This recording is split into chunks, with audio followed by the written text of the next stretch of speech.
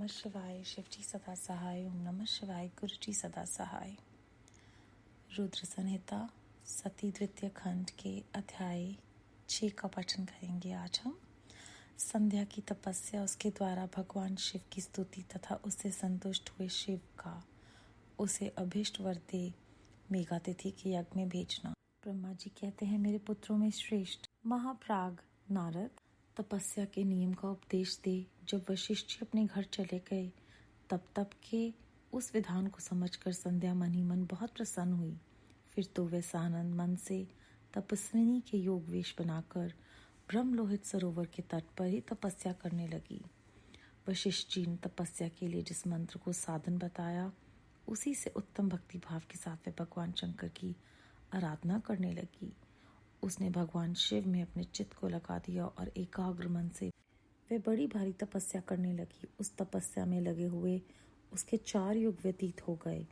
तब भगवान शिव उसकी तपस्या से संतुष्ट हो बड़े प्रसन्न हुए तथा बाहर भीतर और आकाश में अपने स्वरूप का दर्शन कराकर जिस रूप का वह चिंतन करती थी, उसी रूप से उसकी आंखों के सामने प्रकट हो गए। उसने मन से जिसका चिंतन किया था, वही प्रभु शंकर को अपने सामने खड़ा देख वे अत्यंत आनंद में निमग्न हो गई। भगवान का मुखारविंद बड़ा प्रसन्न दिखाई देता था। उनके स्वरूप से शांति बरस रही थी। वे सहसा भयभीत हो सोचने लगी, मैं भगवान हर से क्या कहूँ, किस तरह इनकी स्तुति करूँ। इसी चिंता में उसने अपने दोनों नेत्र बंद कर लिए। नेत्र बंद कर लेने पर भगवान शिव ने उसके हृदय में प्रवेश करके उसे दिव्य ज्ञान दिया, दिव्य वाणी और दिव्य दृष्टि प्रदान की। जब उसे दिव्य ज्ञान, दिव्य दृष्टि और दिव्य वाणी प्राप्त हो गई, तब वह कठिनाई से ज्ञात होने वाले जगदीश्वर शिव को प्रत्यक्ष देखकर उनकी स्तुति करने लगी।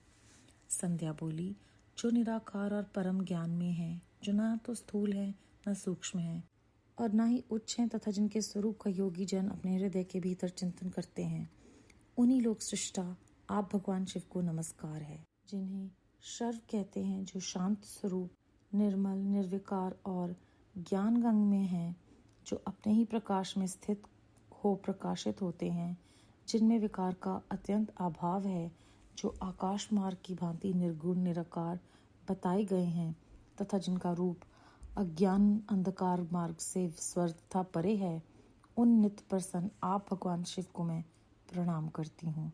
जिनका रूप एक अद्वितीय शुद्ध, बिना माया के प्रकाशमान, सच्चिदानंदमय, सहज निर्विकार, नित्यानंद, सत्य, ऐश्वर्य से युक्त, प्रसन्न तथा लक्ष्मी को देने वाला है, उन भगवान शिव को नमस्कार है।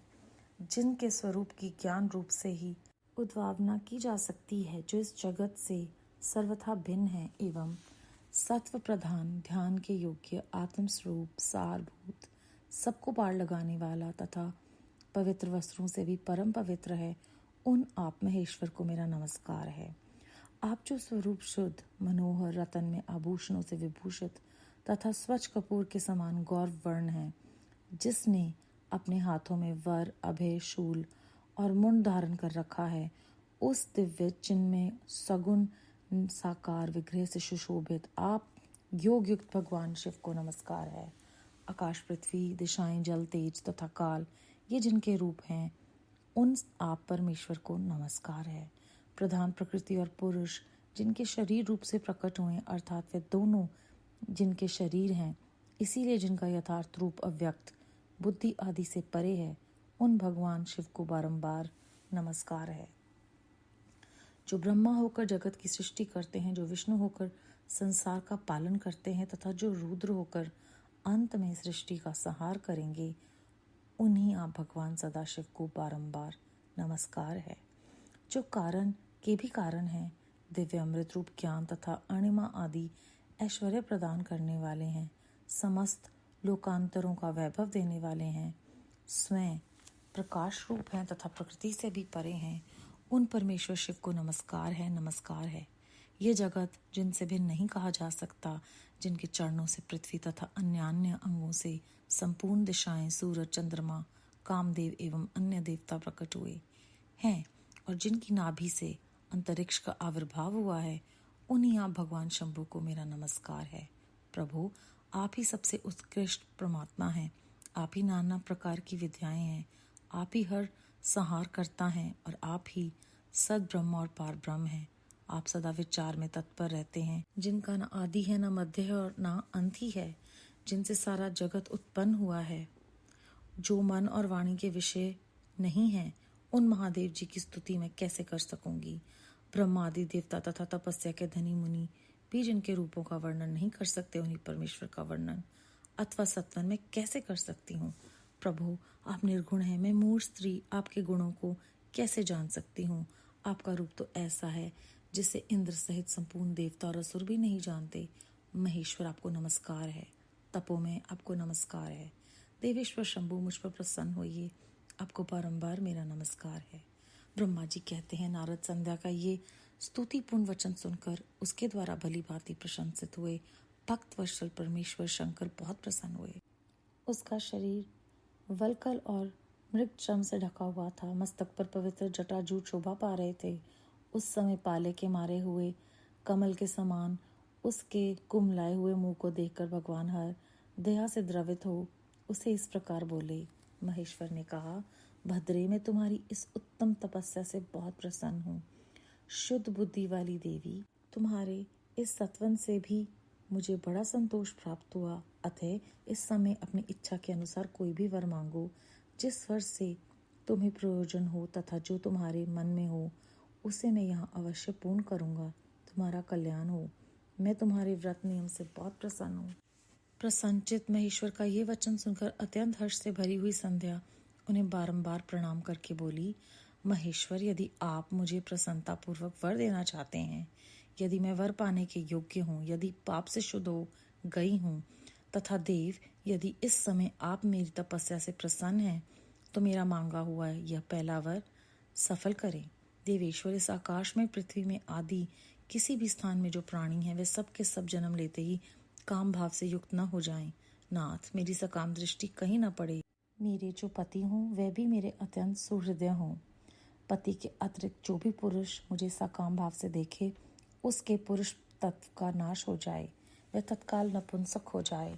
निष्पाप संध्या का ये वचन सुनकर प्रसन्न हुए भक्त वत्सल भगवान शंकर ने कहा, देवी संधे, सुनो। भद्रे, तुमने जो जो वर मांगा है वे सब तुम्हारी तपस्या से संतुष्ट होकर मैंने दे दिया। प्राणियों के जीवन में मुख्यतः 4 अवस्थाएं होती हैं। पहली शैशवावस्था, दूसरी कौमारावस्था, तीसरी यौवनावस्था और चौथी वृद्धावस्था। तीसरी अवस्था प्राप्त होने पर देहधारी जीव काम भाव से युक्त होंगे। कहीं कहीं दूसरी अवस्था के अंतिम भाग में ही प्राणी सकाम हो जाएंगे। तुम्हारी तपस्या के प्रभाव से मैंने जगत में सकाम भाव के उदय की यह मर्यादा स्थापित कर दी है, जिससे देहधारी जीव जन्म लेते ही कामासक्त ना हो जाएं। तुम भी इस लोक में वैसे दिव्य सती भाव को प्राप्त करो जैसा तीनों लोकों में दूसरी किसी स्त्री के लिए संभव नहीं होगा। पणि ग्रहण करने वाले पति के सिवा जो कोई भी पुरुष सकाम होकर तुम्हारी ओर देखेगा, वह तत्काल नपुंसक होकर दुर्बलता को प्राप्त हो जाएगा। तुम्हारे पति महान तपस्वी तथा दिव्य रूप से संपन्न एक महाभाग महर्षि होंगे, जो तुम्हारे साथ 7 कल्पों तक जीवित रहेंगे। तुमने मुझसे जो जो वर मांगे वे मैंने सब पूर्ण कर दिए। अब मैं तुमसे दूसरी बात कहूंगा जो पूर्व जन्म से संबंध रखती है। तुमने पहले से ही ये प्रतिज्ञा कर रखी थी कि मैं अग्नि में अपने शरीर को त्याग दूंगी। उस प्रतिज्ञा को सफल करने के लिए मैं तुम्हें एक उपाय बताता हूँ, उसे निस्संदेह करो। मुनिवर मेघातिथि एक यज्ञ चला रहे हैं जो 12 वर्ष तक चालू रहने वाला है। उसमें अग्नि पूर्णतः प्रज्वलित है। तुम बिना विलंब किए उसी अग्नि में अपने शरीर का उत्सर्ग कर दो। इसी पर्वत की उप्यत काम में चंद्रभागा नदी के तट पर तपस्याश्रम में मुनिवर मेघातिथि महायज्ञ का अनुष्ठान करते हैं। स्वच्छंदता पूर्वक वहां जाओ, मुनि तुम्हें वहां देख नहीं सकेंगे। मेरी कृपा से तुम मुनि की अग्नि से प्रकट हुई पुत्री होगी। तुम्हारे मन में जिस किसी स्वामी को प्राप्त करने की इच्छा हो, उसे हृदय में धारण करके उसी का चिंतन करते हुए तुम अपने शरीर को उस यज्ञ की अग्नि में होम दो। संदेह, जब तुम इस पर्वत के 4 युगों के लिए कठोर तपस्या कर रही थी, उन्हीं दिनों उस चतुर्युगी का सतयुग बीत जाने पर त्रेता के प्रथम भाग में प्रजापति दक्ष के बहुत सी सुंदर कन्याएं हुई। उन्होंने अपनी उस सुशीला कन्याओं का यथायोग वरों के साथ विवाह कर दिया। उनमें से 27 कन्याओं का विवाह उन्होंने चंद्रमा के साथ किया। चंद्रमा अन्य सभी पत्नियों को छोड़कर केवल रोहिणी के साथ प्रेम करने लगे। इसके कारण क्रोध से भरे हुए दक्ष ने जब चंद्रमा को श्राप दे दिया तब समस्त देवता तुम्हारे पास आए, परंतु संदेह तुम्हारा मन तो मुझ में लगा हुआ था। अतः तुमने ब्रह्मा जी के साथ आए हुए उन देवताओं पर दृष्टिपात ही नहीं किया। तब ब्रह्मा जी ने आकाश की ओर देखकर और चंद्रमा पुनः अपने को स्वरूप को प्राप्त करें यह उद्देश्य मन में रखकर उन्होंने शाप से छुड़ाने के लिए एक नदी की सृष्टि की जो चंद्र या चंद्रभागा नदी के नाम से विख्यात हुई। चंद्रभागा के प्रादुर्भाव में ही महर्षि मेघातिथि यहाँ उपस्थित हुए। तपस्या के द्वारा उनकी समानता करने वाला ना कोई हुआ है और ना ही कोई होगा। उन महर्षि ने महान विधि विधान के साथ दीर्घ काल तक चलने वाले ज्योतिषोम नामक यज्ञ का आरंभ किया है। उसमें अग्निदेव पूर्ण रूप से प्रज्वलित हो रहे हैं। उसी आग में तुम अपने शरीर को डाल दो और परम पवित्र हो जाओ। करने से इस समय तुम्हारी वह प्रतिज्ञा पूर्ण हो जाएगी। इस प्रकार संध्या को उसके हित का उपदेश देकर देवेश्वर भगवान शिव वहीं अंतर ध्यान हो गए। अध्याय 6 समाप्त।